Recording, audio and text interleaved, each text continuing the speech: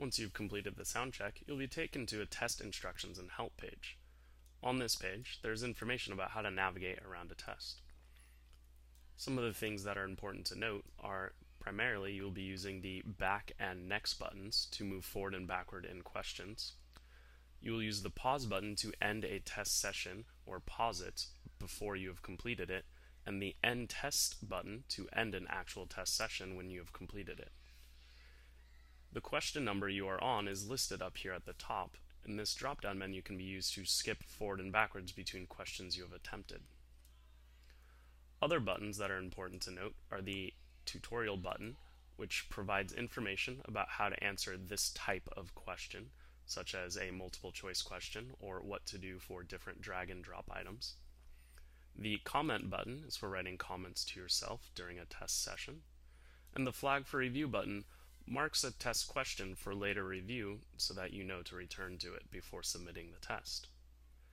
When you're done looking over this information, please select the Begin Test Now button.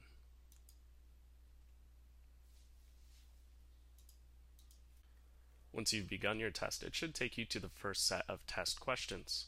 Our goal today isn't to actually take the test in a meaningful way. Our goal is just to practice answering questions to get a sense of what processes are needed to answer various types of questions.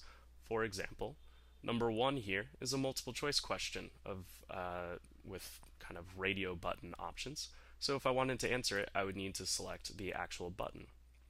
Question 2, although it is multiple choice, is a little bit more long form answer, and so in order to answer it, I actually have to select the sentence that I want to choose.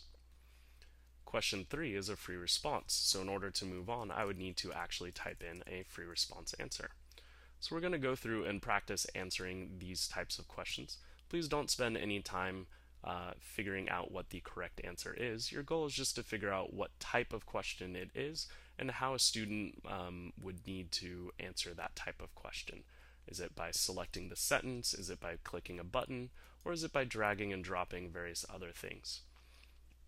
Go ahead and continue answering questions after selecting them by going to the next button to get the next set of questions, and continue on until you get to question 27, where you will see that it plays an audio file in order for you to answer a question. Once you reach question 27, go ahead and hit the pause button to end your test session. When you do so, you'll notice that it gives you a message. The message is that if you pause your test for more than 20 minutes, you'll be unable to make changes to any questions you've already answered. This is important to note, meaning that if a student for some reason needs to pause their test to use the bathroom or for any other reason, they have 20 minutes in order to come back and still be able to answer or re-answer questions they've already taken. If more than 20 minutes pass, then they won't be able to change any previous answers. Once you're ready to accept this, click yes, and you'll be logged out of your test session and go back to the sign-in page.